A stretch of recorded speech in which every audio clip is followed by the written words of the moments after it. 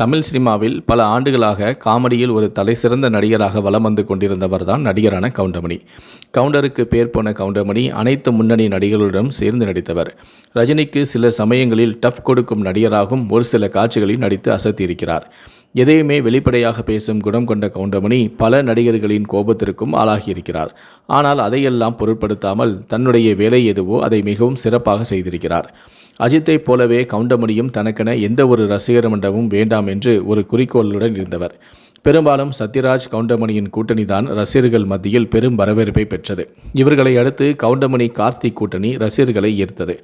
இந்த நிலையில்தான் பிரபல இயக்குனரான சுராஜ் கவுண்டமணி பற்றிய ஒரு தகவலை ஒரு பேட்டியில் கூறியிருக்கிறார்.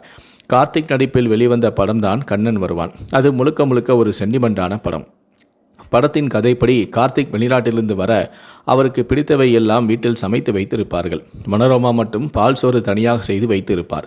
கதைப்படி கார்த்திக் வெளிநாட்டிலிருந்து வந்ததும் சாப்பிட செல்ல அங்கு பார்த்தவை எதையுமே கார்த்திக் விரும்ப மாட்டார்.